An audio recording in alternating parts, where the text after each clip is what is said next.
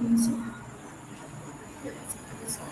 É, então, esse momento está sendo gravado e qualquer pessoa que decide continuar na ligação é consciente com a sua participação, com a gravação da sua participação e também com o compartilhamento dessa gravação depois no YouTube e no Discord internamente dentro do sítio. Beleza, hoje vamos ter a parte 2 de treinamento de LinkedIn e recrutamento. E aí vai ser um negócio novamente mais interativo, mas também com algumas coisas mais positivas, mais aprofundadas. E antes de tudo, tenho que me apresentar, né, de novo. Meu nome é Luciane Oliveira, eu sou coordenadora de conteúdo do HackaPride, eu sou uma mulher cis, meus pronomes são ela, dela, e quanto à minha audiodescrição, eu tenho cabelos e olhos castanhos escuros, meus cabelos são cacheados e eles têm um comprimento médio, eles vão até o ombro. Eu uso óculos e aparelho, eu sou uma mulher parda, não sei se falei, e estou usando uma blusa verde do City, com a logo o meu fundo é o fundo do HackaPad. No canto superior, acho que está esquerdo para vocês, tem um arco-írisinho. Aí no superior direito tem a logo do Hacka. E no inferior direito tem uma pílulazinha colorida. E a mesma coisa no inferior esquerdo, só que ela é diferentezinha. E é isso, gente. Pode começar, Maria. Boa, bom dia, gente, tudo bem? Vou fazer minha audiodescrição novamente. Prazer, né? Meu nome é Marília. Eu tenho cabelos loiros, mais ou menos ondulados. Estou de regata vermelha, porque está muito quente aqui em Recife, não dá para usar outra coisa sem ser regata. O fundo que está atrás é o fundo da Haka Pride também. Eu uso óculos e é isso, acho que basicamente. Eu sou uma mulher branca, cis, meus pronomes são ela, dela, tá? E agora a gente vai começar a segunda fase, né? Eu acho que. Nossa, eu super queria trocar pelo Filho de Garanhuns, porque aqui tá um calor infernal, você não tem noção. Mas a gente vai começar a segunda parte, né, do nosso treinamento de LinkedIn. Foi muito legal a interação de vocês. Então, quando vocês mandam coisas que vocês gostariam de saber, a gente tem mais ou menos um guia, então isso facilita muito a gente trazer coisas que realmente possam fazer sentido para a jornada de vocês. Então, eu vou compartilhar aqui a minha tela. Eu vou só perguntar se vocês conseguem ver. Tá ótimo, conseguimos sim. Boa, perfeito. E o que a gente vai falar hoje, né? Tem alguns pontos que a gente viu que poderia ser interessante trazer novamente, e aí a gente vai passar um pouquinho pela nossa agenda de hoje. A gente vai ter uma parte sobre LinkedIn, né? Sobre como colocar o LinkedIn em vários idiomas. Eu tinha esquecido dessa funcionalidade. Acho que foi a Sofia que falou que tinha e realmente tem, é muito bacana para se usar. Então, vou mostrar para vocês como é que vocês conseguem colocar no LinkedIn de vocês. Muita gente também ficou em dúvida, né, sobre, tipo, onde eu posso colocar meus links, né, de GitHub, portfólio. Então, trouxe alguns espaços aí para você colocar suas informações. Outra coisa muito legal é que alguém perguntou foi como criar conteúdo, né? Como é que a gente pode personalizar um post aí para postar no LinkedIn, para criar essa interação com as pessoas. E a gente vai ter uma parte para melhorar o LinkedIn ao vivo, feito a gente fez no momento passado. Então, teve 2 pessoas que falaram que queriam, mas se no momento tiver mais pessoas que gostariam de abrir o LinkedIn para receber dicas, podem ficar à vontade. A gente faz uma listinha por ordem.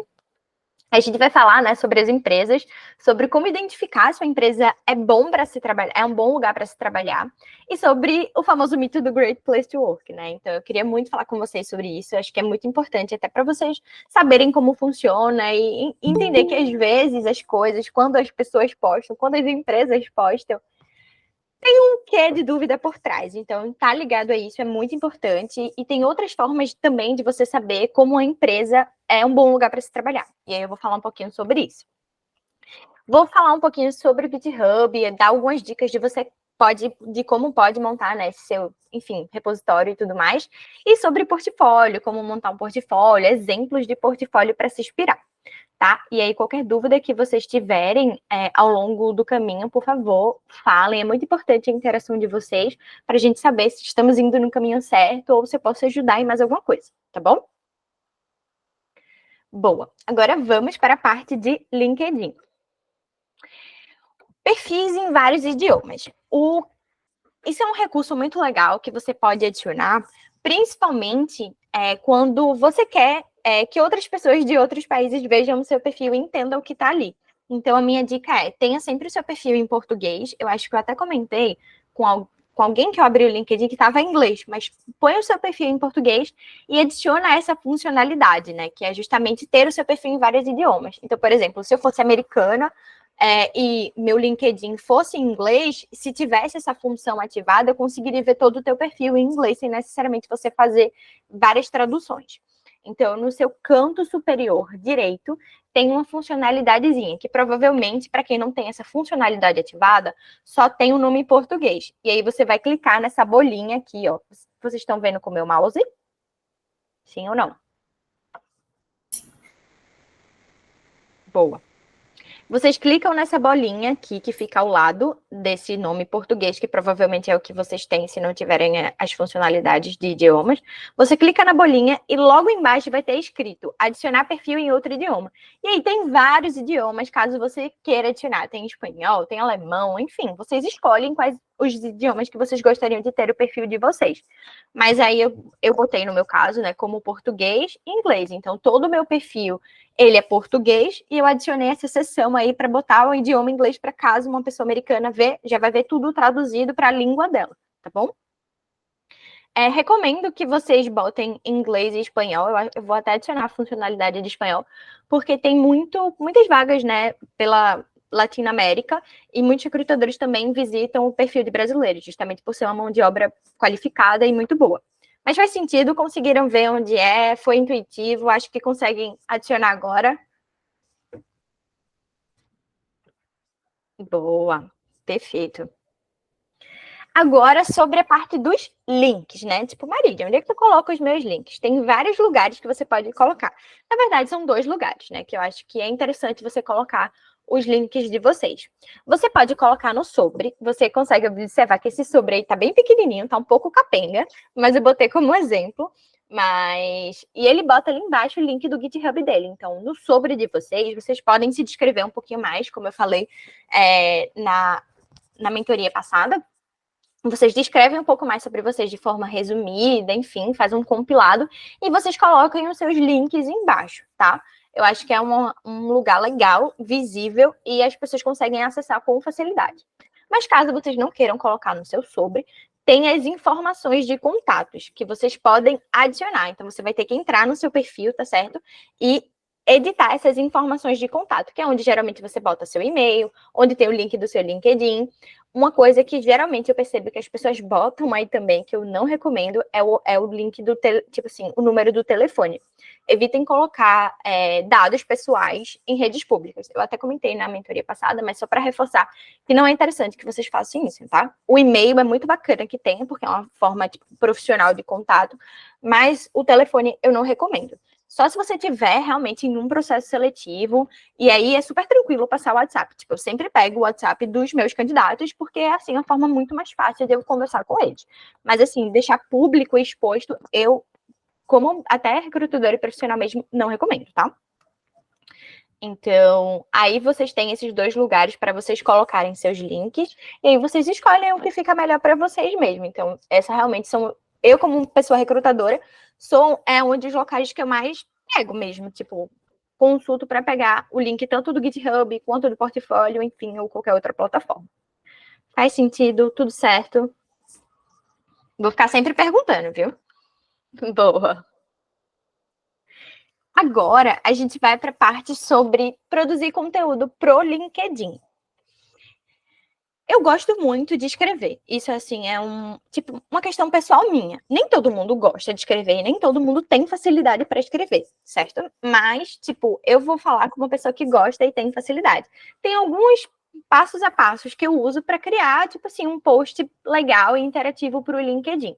E esses são algumas coisas, alguns tópicos que eu uso para fazer esse conteúdo. Então, sempre que eu vou postar alguma coisa, eu penso num título. O título não precisa ser nada grandioso, mas que resuma basicamente aquilo que eu quero falar. Mais para frente tem alguns exemplos que vocês vão entender mais ou menos como funciona essa ordem. Eu escrevo um texto compacto, eu não escrevo um texto muito grande porque as pessoas não leem.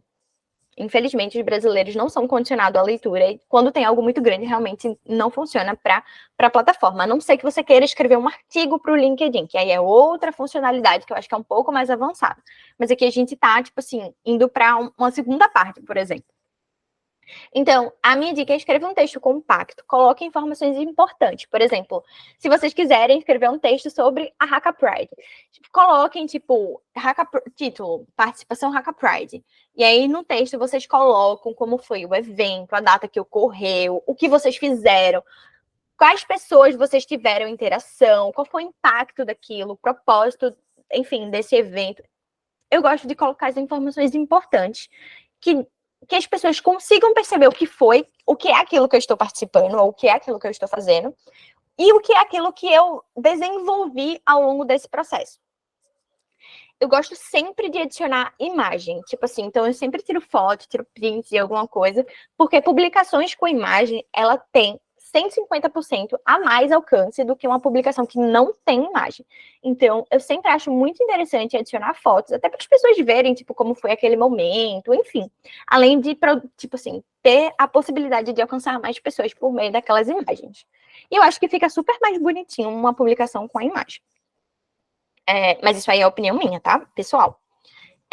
A quarta dica é marque empresas e pessoas que fizeram parte daquilo que você está compartilhando. Quando você marca pessoas ou quando você marca a empresa, aquilo gera um alcance muito grande, porque pessoas que estão conectadas àquelas outras pessoas ou aquelas empresas vão conseguir ver aquela sua publicação. Então, a chance de você ter mais visualização, mais curtida, mais interação, mais network é muito maior. Então, sempre que vocês, tipo assim, lógico que existem coisas que você vai fazer sozinho e você não vai marcar ninguém, né? Porque é aquilo que você está fazendo individualmente. Mas sempre que você estiver fazendo algo em grupo, em dupla e tudo mais, ou fazendo uma participação dentro de uma empresa, é muito importante que vocês marquem aquelas pessoas. Tipo, outro exemplo, trazendo para esse momento, né? A Haka Pride. Marca a Haka Pride, marca o City, marca a Rose, marca, enfim, as empresas parceiras que, tipo assim, patrocinaram o evento, deram mentoria, marca as pessoas, sabe? Tipo, isso é uma forma de você aumentar a sua conexão na rede. E as pessoas gostam, geralmente. E a quinta dica é use hashtags.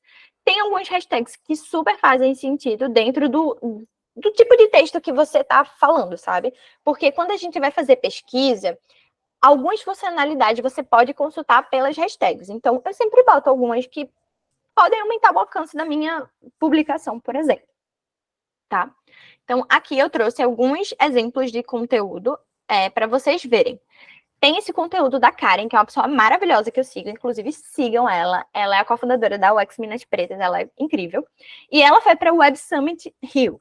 Então, assim, é um evento, ela foi participar de um evento, ela botou o título, ó, Web Summit Rio. Então, a gente já bate o olho e já vê que é uma publicação sobre a Web Summit.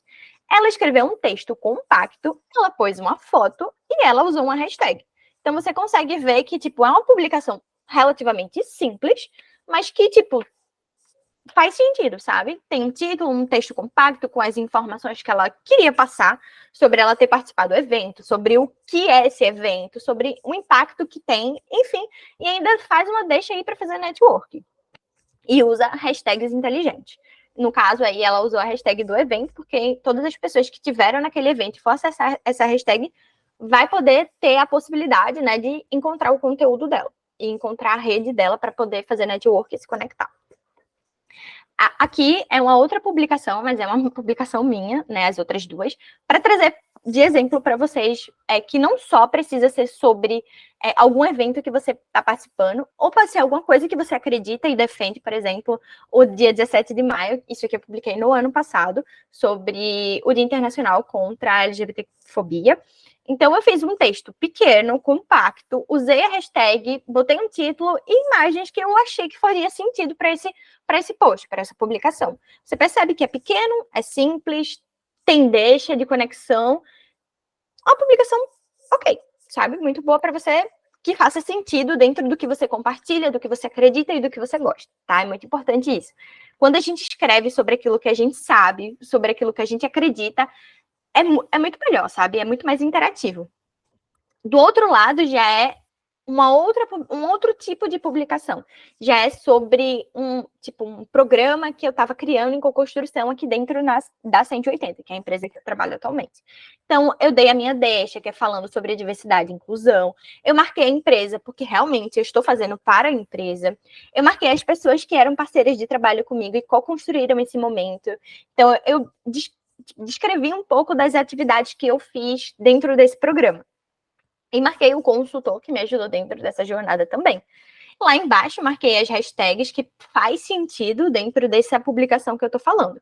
Então, esses são 3 exemplos, seguindo essas dicas, que vocês podem se inspirar para fazer uma publicação de vocês, como, por exemplo, a participação na Hacka Pride. Então, vocês podem muito bem pegar um exemplo da Karen, por exemplo, que ela participou de um evento, e criar um post, marcar pessoas, marcar as empresas, marcar o sítio, marcar a Hacka Pride, pensar num texto compacto que passe todas as informações de fato que vocês gostariam que as pessoas soubessem, sabe? Então, acho que esse daqui é um passo a passo que podem ajudar vocês dentro dessa jornada de produzir alguns conteúdos legais para o LinkedIn, que é super importante para movimentar a rede. Eu entendo que existem pessoas que não gostam e são mais tímidas e tudo certo, então interage na publicação de outras pessoas, porque isso também aumenta o seu alcance. Mas para quem gosta e, enfim, queira compartilhar um pouco das coisas que você faz ou dos seus interesses, esse é um guia, um passo a passo super legal para você poder seguir. Faz sentido? Boa, perfeito. E vocês têm alguma dúvida que eu possa estar tirando no momento em relação a esse ponto? Boa, Rosê. Então, eu tenho muita preguicinha de fazer esses posts. Então, Sim. eu tenho alguns acumulados. É ok fazer eles de forma retroativa, tipo, fazer depois, tendo já passado meses, assim. É Boa. ok. Tipo assim, acho que é super ok. Assim, vou dar a minha opinião. Às vezes eu também tenho preguiça de fazer, mas eu sei a importância que é movimentar o LinkedIn, porque eu quero que mais pessoas acessem meu LinkedIn, eu quero que mais pessoas vejam meu LinkedIn e tudo mais. Então, o que eu faço? Eu faço os posts retroativos, gente. Não necessariamente isso daí eu postei no dia, sabe? Então, tá tudo bem você falar, mas desde que você, tipo, fale. Nossa, há um mês atrás eu participei de uma experiência super legal e me deu bastante reflexão. E, tipo assim, esse foi o propósito, sabe? Tipo, retomar aquilo que você falou da importância no seu dia atual. Eu acho que é um gancho muito importante. Por exemplo, um webinar que você participou no, sei lá, mês passado, mas que você tá, tipo, revisitando alguns conteúdos e faz sentido dentro da sua jornada. Acho que super válido, assim, sabe? Então não é nenhum problema você postar coisas antigas, mas desde que faça uma conexão e faça sentido para o teu momento atual também. Faz sentido? Boa. E mais alguém tem mais alguma pergunta em relação a isso? Fechou. Ó, deixa eu voltar para Iago. Faz sentido fazer publicações sobre próprios projetos feitos, sites feitos para praticar. Nossa, eu super gosto. Inclusive, quando eu estava começando no LinkedIn, tipo assim, a minha primeira publicação no LinkedIn foi sobre cursos que eu fiz. Então, assim, e sobre, sei lá, coisas que eu participei. Então, faz super sentido, sim, você postar o seu trabalho e divulgar aquilo que foi feito para chegar àquele resultado, sabe? Seguindo essa lógica aqui, eu acho que você consegue fazer qualquer tipo de conteúdo. Tipo, bota um títulozinho sobre o que você fez, escreve um texto compacto sobre aquele projeto, sobre a funcionalidade daquele projeto e o propósito daquele projeto, tipo, dentro da tua carreira, sabe? Então, acho que não tem nenhum problema você fazer esse tipo de publicação. Inclusive, é muito legal para que as pessoas tenham acesso àquilo que você faz. Então, tipo, poxa, ele realmente estuda, ele pratica, olha aquilo que legal que ele está fazendo. Então, acho que é super bom também, tá? Boa. Mais alguém? Mais alguma pergunta? Agora, a gente vai para aquele momento de dicas ao vivo de LinkedIn. Então, eu tenho aqui a listinha das pessoas que falaram que queria. Foi a Rose e a Gabriela, se eu não me engano. Eu vou só confirmar. Mas vamos abrir primeiro o da Rose. A Gabriela tá na chamada? Deixa eu ver. Acho que não. O LinkedIn estava simplesmente morto. Boa. Aí eu apliquei as dicas que você falou, espero que Tá certo. Você se incomoda se eu compartilhar a tela do seu LinkedIn? não, pode ficar à vontade. Vamos lá. Todo mundo tá vendo a minha tela? Nossa, a Rose já aplicou todas as dicas. O título dela tá super legal, com as palavras-chave necessárias para a gente poder te achar. Então, isso aqui já tá muito bom. O seu sobre tá compacto. Eu vou. Um minuto para eu ler.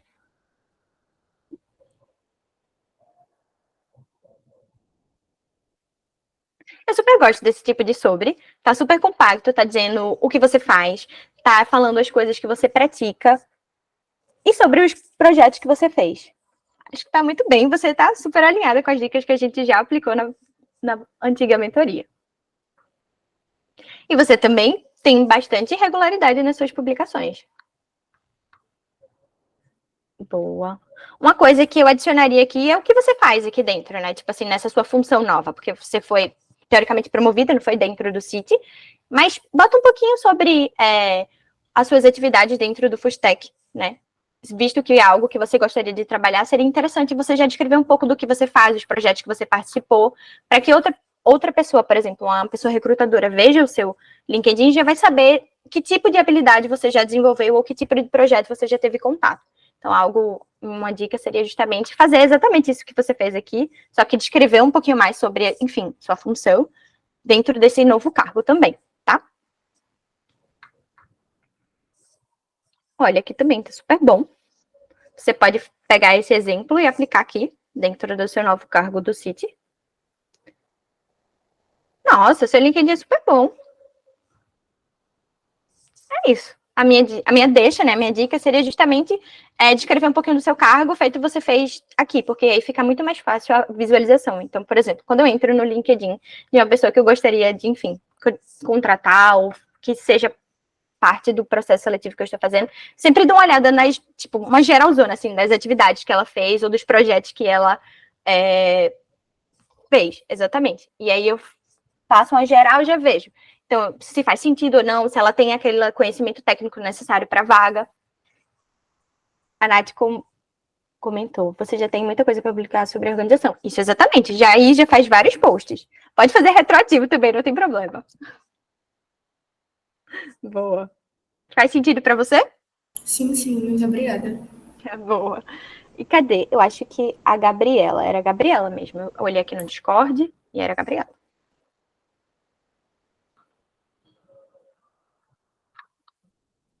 Gabriela Chaves. Deixa eu voltar para minha tela.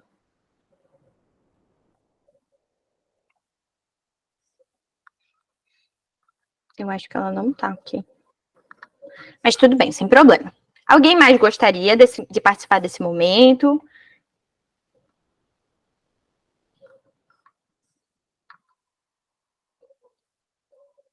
Boa, fechou.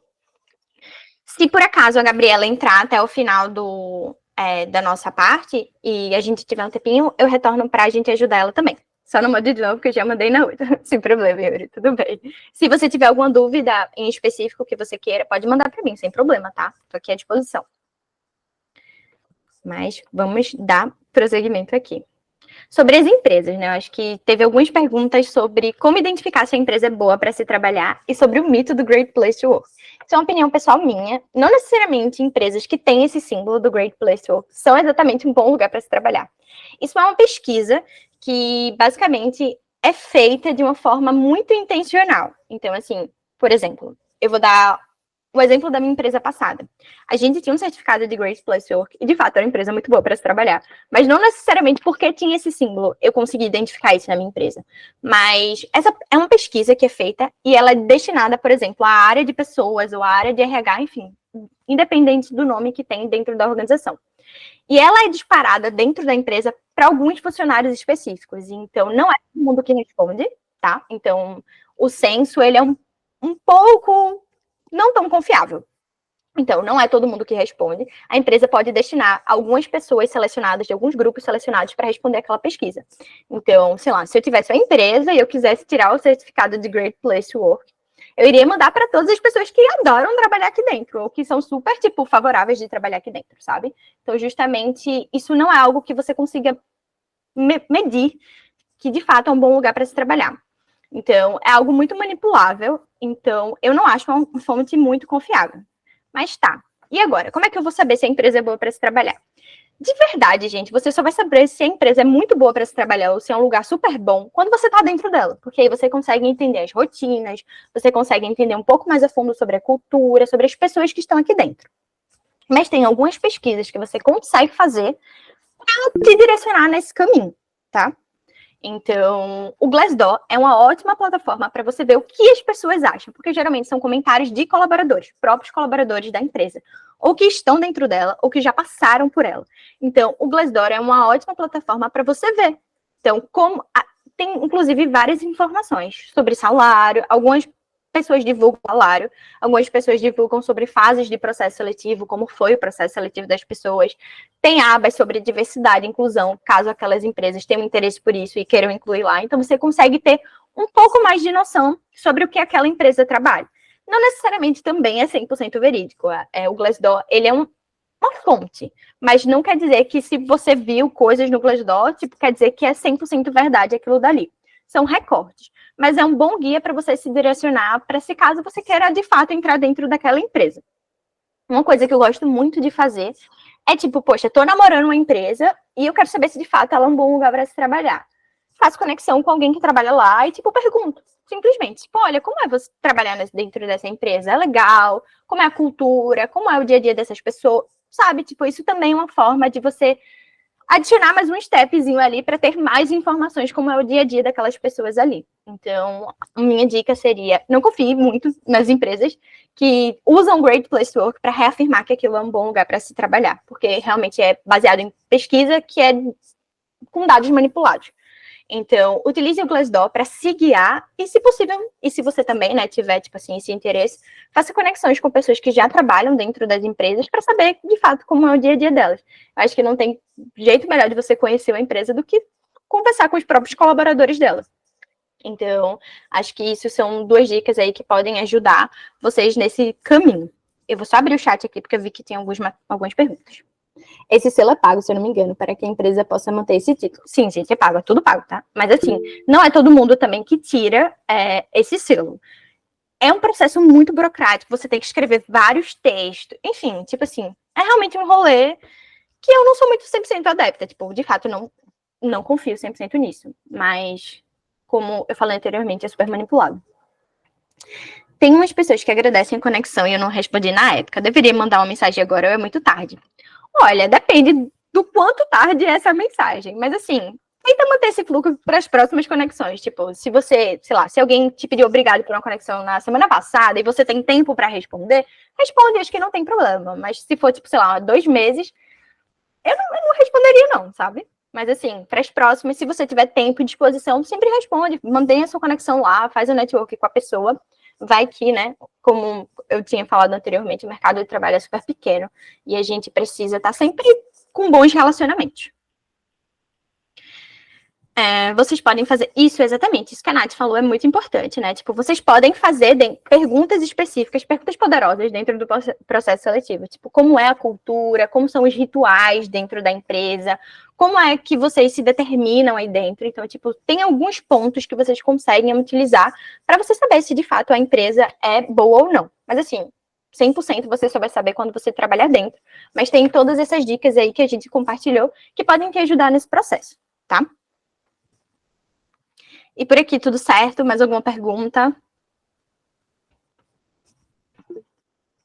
É interessante ter conexões com pessoas de áreas muito diferentes da sua. Olha, depende. Eu sou uma pessoa recrutadora e atualmente eu recruto para diversos tipos de vaga, não só para tecnologia, mas antes, quando eu fazia 100% vagas de tecnologia, basicamente todas as pessoas do meu LinkedIn eram da área de tecnologia, mas eu acho que é sempre bom ter pessoas de outras áreas, até porque essas pessoas de outras áreas provavelmente trabalham em empresas que, se te conhecerem de alguma forma, vai que um dia possam te indicar. Então, sim, eu acho que não tem nada mal de você se conectar com outras pessoas que sejam de área diferente da sua, mas, só se você tiver, um limite de pessoas, tem muita conexão e você precisa direcionar seu foco, aí você direcionaria para sua área. Se não for um problema, eu acredito que é tranquilo. Boa. Mais alguma pergunta?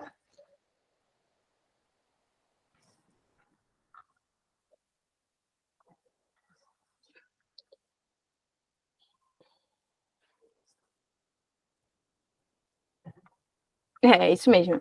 O que a Nath falou é muito importante. Se você conseguir uma primeira oportunidade, só vá.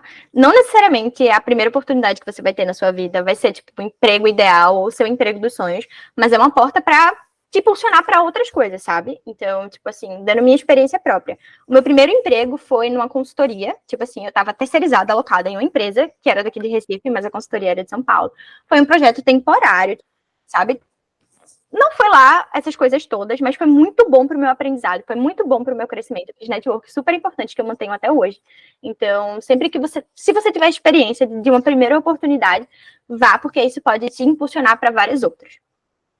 Então, boa. Vamos lá. Algumas pessoas tiveram um pouco de dúvidas em relação ao GitHub. Eu trouxe uma página para mostrar para vocês. Isso é a própria página do GitHub, tá? Vocês conseguem acessar elas e tem basicamente todo o passo a passo que vocês conseguem fazer para criar o de vocês. Eu vou só compartilhar esse link aqui para que vocês consigam ver. Então, essa é, tipo assim, uma aba basicamente do GitHub e aqui tem todo o passo a passo para você criar o seu repositório, para você iniciar nessa nova plataforma. Então, aqui é um guia super bacana para vocês irem construindo o GitHub de vocês.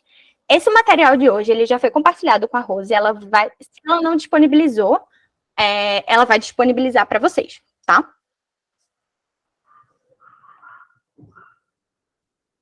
Boa, Rose, arrasou. Então, aqui já vai... Tá tudo no Discord. Boa. Então, aqui tem um link, tá certo? Deixa eu voltar para minha tela. Boa. Aqui embaixo tem o link, que é o passo a passo para criar o GitHub, que vai diretamente para essa página, e vocês podem usar como guia. A Sofia, não tem um GitHub ativo porque não sou desenvolvedora, mas conheço e tenho um. Boa! Quem for da área de desenvolvimento, ou enfim, UX, que queira imergir nesse mundo, eu acho que é uma plataforma super legal para se ter, e você consegue fazer, tipo, vários networks por lá também, além de destinar os seus projetos por lá. Então, por exemplo, quando eu faço alguma vaga de tecnologia e focada em desenvolvimento, eu sempre peço o GitHub da pessoa, porque lá a gente consegue ver se ela já tem algum projeto desenvolvido, e a gente consegue consultar diretamente dentro daquela plataforma, sabe? Pode falar. Uma dúvida muito grande que eu tenho é como que eu faço com os projetos que eu desenvolvi tipo, dentro de outra empresa, que aí não vão aparecer no meu GitHub, porque o repositório não é compartilhado, porque esses são os principais que eu faço, e aí eu sinto que tipo, eu perco o portfólio, sabe? Porque eu fiz coisas grandes lá, só que não fica visível para a galera. Sim, mas no caso você pode compartilhar ou você não pode compartilhar? Tipo, eles não têm acesso geral para a pessoa, né? Tipo, mesmo que eu colocasse o link, sei lá, não, a pessoa não ia conseguir nem entrar, sabe? Nem ver. E aí também não aparece no GitHub. Eu sei que isso é uma pergunta mais específica, mas é algo que eu tenho dúvida faz muito tempo. Sim, boa. Dando a minha opinião, pelo meu conhecimento, se você puder fazer, tipo assim, realocar o repositório, tipo, tirar uma parte do seu projeto que você fez ou que você desenvolveu e colocar no repositório público, talvez as pessoas consigam ter acesso àquilo que você fez. Mas eu não sei também se isso é possível, e aí eu não sei essa resposta. Eu não acho que sim. Ó, a Nath vai, provavelmente a Nath sabe. Posso entrar aqui rapidinho, gente? Bom dia. Eu acho, Rose, isso é uma dor muito comum, né, de quem trabalha em empresas e não pode deixar os públicos. Isso é super normal. Acho que a minha sugestão, acho que até a da Mari também, é você criar e ter alguns projetinhos pessoais lá, sabe? Porque eu acho que quando a gente está buscando pessoas candidatas, é super comum as pessoas terem muitas coisas privadas. Às vezes as pessoas não querem abrir porque o rap tá privado, porque eu nem terminei. Não importa se é algo seu e você não terminou. Eu acho que dá para ver muito a tua personalidade, sabe? Sim. Pelo GitHub. Então, tava com problema com uma calculadora, criei uma calculadora em Python bem básica aqui, porque eu queria aprender. Enfim, mostra muito a tua curiosidade. Então, eu sempre acho que faz muito sentido ter pelo menos 1 ou 2 projetinhos, não precisam estar completos, mas que mostrem um pouquinho, sabe, de quem você é lá, mesmo quando você tem seus privados de trabalho. Isso. E o que você faz, né? Inclusive, você pode até se inspirar nos seus privados que você teve em outras experiências para fazer um semelhante ou um seu, para você poder divulgar. Bora, Sophie, fica à vontade. Oi, gente, bom dia. E eu até queria comentar também que é importante ter cuidado com essas questões de colocar alguma parte de um projeto feito em empresa, né, em repositório público, caso exista algum tipo de NDA, algum termo de confidencialidade e sigilo. Então, tenham muito cuidado com isso também, até para vocês se protegerem e não gerar uma dor de cabeça aí para a empresa que vocês trabalhavam antes e para vocês também. Isso, verdade, Sophie. Arrasou. Boa. Aqui eu trouxe 2 exemplos de GitHub para vocês se inspirarem. Também está no material já disponibilizado pela Rose. Aqui é do Renanzinho, é uma pessoa que trabalha aqui dentro da 180. Se você perceber, ele não tem um GitHub tão movimentado assim, mas ele tem os seus projetos e aí a gente consegue acessar. Caso a gente tivesse, sei lá, fazendo um processo seletivo com ele disponibilizava o GitHub pra gente e a gente conseguia ver o que ele já fez, sabe? O tipo de contato da linguagem que ele já desenvolveu.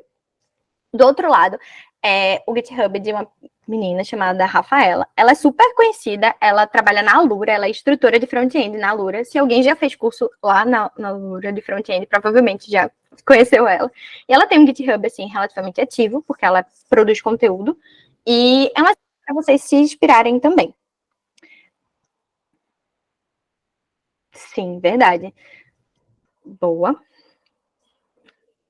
Eu acho que no início vocês conseguem fazer de projetos que vocês têm, com linguagens que você tem mais familiaridade, até porque, por exemplo, se você está buscando uma primeira oportunidade fazendo transição de carreira, vocês podem desenvolver projetos pessoais com as linguagens que você tem mais familiaridade e depois, de acordo com o seu interesse, feito a Nath falou, ir diversificando para justamente mostrar aquele senso de conhecimento feito eu comentei na mentoria passada, né? Super importante a gente estar demonstrando que a gente quer aprender, que a gente está disposta a aprender. Isso é uma característica muito importante para, tipo, as pessoas, os profissionais de hoje em dia, porque quando a gente está aberto a fazer novas coisas e aprender novas linguagens, ou aprender, enfim, novas coisas técnicas e comportamentais também, a gente consegue se adaptar melhor, sabe? As pessoas conseguem te aproveitar muito mais. E agora chegou um momento muito especial. Eu chamei uma pessoa maravilhosa da 180 para falar um pouquinho para vocês de portfólio. Então, aqui já vai o meu muito obrigado a essa pessoa incrível que vai falar com vocês.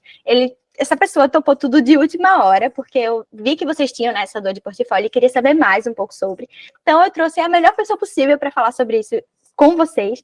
E aí eu queria apresentar o Guilherme Mota, por favor, fique à vontade, esse momento é seu e aproveitem muito, tirem todas as suas dúvidas e qualquer dúvida mais que vocês tiverem de LinkedIn ou qualquer outra coisa que a gente já falou anteriormente, no final, se der tempo, a gente fala sobre isso. Mas esse é um momento super especial, então fica à vontade, Gui. Bom dia, gente, tudo bem?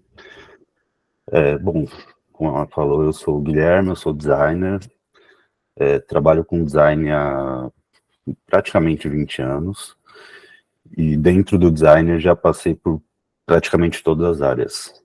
Então, já trabalhei com branding, já trabalhei com motion, já trabalhei com design estratégico, e hoje eu estou designer UX, product designer focado em UX e UI aqui na 180. Acho que pode passar, Marco.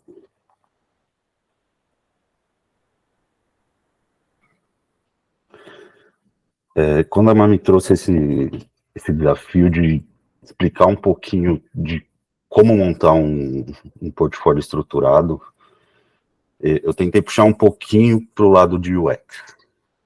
E qual foi a forma mais legal que eu consegui trazer isso? Foi usar algo que a gente já usa no dia a dia, que são as personas. Então, eu separei o nosso portfólio como um produto e as duas personas que vão usar esse produto. Então, quem são essas personas? Um é o designer e o outro é o contratante. Geralmente é um recrutador, ou um design lead, ou um design manager. E o designer e o portfólio, ele é o fio condutor entre esses dois. O portfólio que vai fazer essa conexão. Eu não construí uma persona completa, mas eu construí quais são as motivações que o portfólio traz para cada uma delas. Então, quando a gente fala do designer, por que a gente precisa ter um portfólio bem estruturado? Em primeiro lugar, para se destacar na multidão. A nossa área, ela passa por muitos altos e baixos. Então, ela se especializa muito, depois ela se junta, generaliza. Então, a cada subida, a gente começa a ter muitos novos designers. Então, a área começa a inflar. Então, a gente precisa se destacar. Então, essa é uma parte mega importante. Por que aprofundar e envolver? Durante o processo da construção de um portfólio, é o momento que você tem para estudar os seus projetos. Porque no dia a dia você acaba não estudando seu projeto. Você sabe o que você fez, mas você não consegue transmitir isso com tanta facilidade. Então, durante essa construção, você vai conseguir entender melhor tudo o que você fez e vai conseguir passar para frente o que você fez. Emocionar e surpreender os recrutadores e managers é exatamente isso. Não tem muito o que explicar. E revisitar e reavaliar seus processos. Esse é um ponto muito importante, porque geralmente quando você faz um processo, você passa por todo o processo, muitas vezes na correria, não consegue sentar e pensar no que foi feito. Então, quando você está montando seu portfólio, você está montando um case, essa é a hora que você consegue pensar, putz, essa foi a melhor metodologia, esse foi a melhor ferramenta que eu podia usar aqui, essa foi a melhor decisão. Então, para mim, essa é a parte mais importante de todo esse processo de montar um case bem estruturado. Agora, já para o contratante, acho que o ponto principal é a demonstração de habilidade e competência, que sempre que aparece uma nova posição é o foco, né? Experiência prática, para saber se realmente você colocou a mão na massa. Estilo e abordagem de design. Cada designer tem seu estilo, tem uma abordagem do design, e para o recrutador e para o design manager, isso é muito importante para saber se vai ter match do designer com o tipo de pensamento da empresa. Evidência de resultados, que é mostrar que o que você fez teve algum resultado, independente de qual foi, que teve algum resultado, teve algum aprendizado em cima desse resultado. E o que eu acho mais importante, que é a capacidade de contar histórias. Hoje o designer, ele não é basicamente fazedor de telas. O designer, ele precisa contar uma história do que ele está fazendo. Então, dentro de uma estrutura de empresa como designer, você vai precisar defender as suas decisões, você vai precisar contar os seus processos para as pessoas. Então, isso é mega importante. E por que eu deixo isso marcado? Você pode passar para mim, por favor? Porque eu acho que isso é o mais importante para a construção de um case. Então, se você pergunta, e como que a gente faz isso? Para mim é storytelling. A construção de um case é basicamente storytelling. É você contar uma história. E uma estrutura básica de uma história é início, meio e fim. O início é quando você conta toda a introdução do que foi feito. O meio é a explicação da evolução desse projeto. E o fim é exatamente aquilo que eu falei, que é qual foi o resultado, quais foram os aprendizados em cima desse projeto. Você pode passar, mapa. E como que a gente faz isso na prática? Aqui eu trouxe 3 exemplos. Não existe uma receita de bolo. Então, a estrutura ela é muito importante, então início, meio e fim, mas não existe uma receita de bolo. Isso vai variar muito do que você quer ser como designer, vai variar muito do que você fez já como designer. Então, eu trouxe 3 exemplos diferentes que mostram essa variedade. Então, um exemplo é um exemplo mais que se aprofunda mais em processos, que é de um UX designer, amigo meu até, que o cara é a pessoa de processos de design. Então, Você quer compartilhar? É isso que eu ia falar, acho que vai ser mais fácil, né? Deixa eu só mudar de monitor.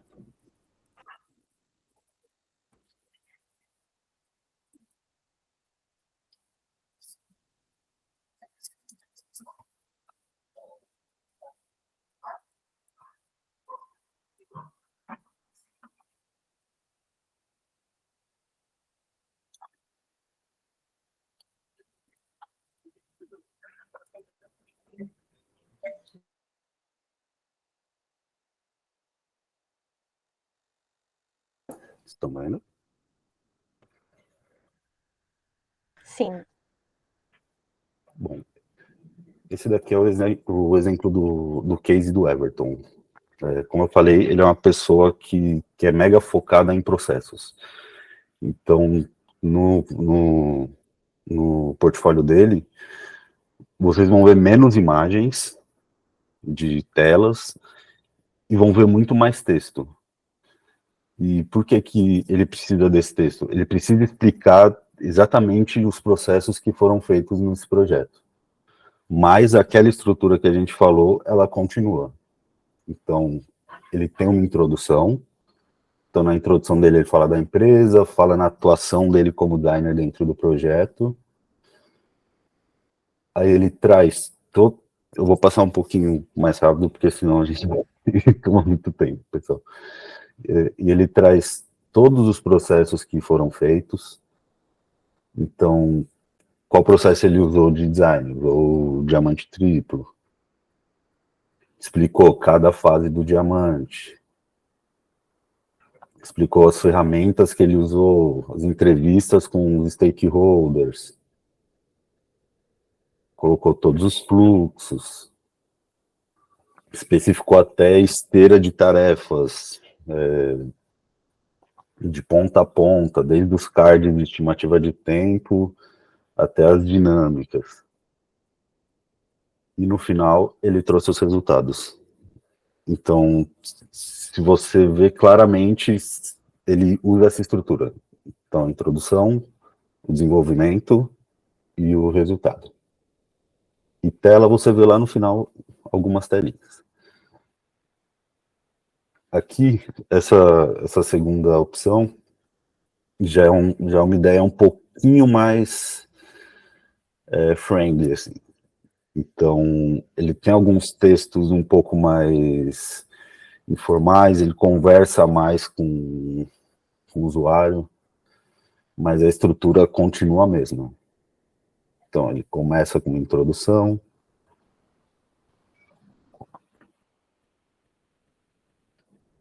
mostra como foi o fluxo de trabalho, aí ele conversa com o usuário mesmo. Só que se vocês prestarem atenção, já é bem mais visual que o anterior. Só que é que esse designer, ele é um pouquinho mais focado em UI. Então, vocês vão ver bem mais telas, vão ver vídeos. Então, aqui ele continua trazendo qual que foi essa construção, quais foram os processos. É que ele traz um vídeo mostrando o wireflow, que é todo o caminho feito pelos wireframes. Aqui ele também traz... Vou passar um pouquinho. Ele também traz, dentro do Behance, a gente tem essa opção. Então ele também traz um protótipo. Então, um protótipo que fica embedado dentro do projeto. E isso, se bem usado, é um mega diferencial no seu case. Aí ele vai para a parte de UI, traz os testes e traz o final, que são os resultados. No caso dele, ele trouxe quais foram as lições aprendidas. Já esse terceiro é um que eu gosto muito. Ele também faz toda essa estrutura, só que ele é bem mais visual e bem mais direto. Então, ele tem menos texto, só que ele trabalha com alguns big numbers, trabalha com alguns termos de efeito. Então, logo no começo, você já consegue ver que ele traz essa grandeza. Então, foram 100 horas de pesquisa, mais de 220 horas de design, mais de 6 membros na equipe. E já no começo é tudo muito visual. E que é o que realmente faz brilhar os olhos, né? a introdução dele é curta e efetiva. Ele fala qual a informação do projeto e qual o problema que ele precisa resolver. Traz algumas features e já vai para a evolução do projeto. Começa a evolução do projeto trazendo qual que foi o processo seguido, que foi separado em sprints. Já vai para a parte de pesquisa. Se você reparar, é um texto curto, mas é um texto direto e traz visual novamente. Já traz a diferença de como era antes com o que ele fez. Aí ele tem uma pegada muito forte em UI também, então ele traz algumas animações, traz sistema de grids que foi usado,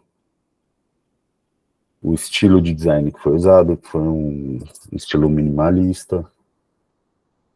Novamente, olha, ele traz alguns vídeos e traz o resultado final. E, terminando, a mesma coisa, ele traz os resultados. E para mim, essa é a forma perfeita de trazer os resultados, porque ele traz big numbers, traz uma introdução dos resultados e traz comentário de usuário. Então, para mim, esse é o mundo perfeito de uma finalização de um case. Vou parar de... Isso aqui. Pronto. E eu acho que, para resumir tudo isso assim, quando a gente vai montar um novo case, a dica principal que eu dou é monte uma apresentação. Monte uma apresentação, porque provavelmente você vai ter que apresentar um case nos seus processos. Então, pega aquele projeto que você quer fazer, monta uma apresentação dele, como se você fosse para apresentar para alguma pessoa, para algum recrutador, para algum design manager, e com essa apresentação pronta, você consegue pensar no storytelling dela. Com ela pronta, você consegue transformar ela em case e postar no seu portfólio. E é isso, gente. Boa, muito obrigada, Gui. Você arrasou muito, tenho certeza que todo mundo adorou. Se vocês tiverem alguma dúvida, alguma pergunta, fiquem à vontade para estar perguntando agora, ou se depois quiserem maturar essa ideia e perguntar lá no Discord, eu super direciono para o Gui, e ele tenho certeza que vai estar disposto para ajudar também. Mas é isso, eu queria deixar esses 2 minutinhos finais aí para ver se alguém tem alguma dúvida específica sobre portfólio.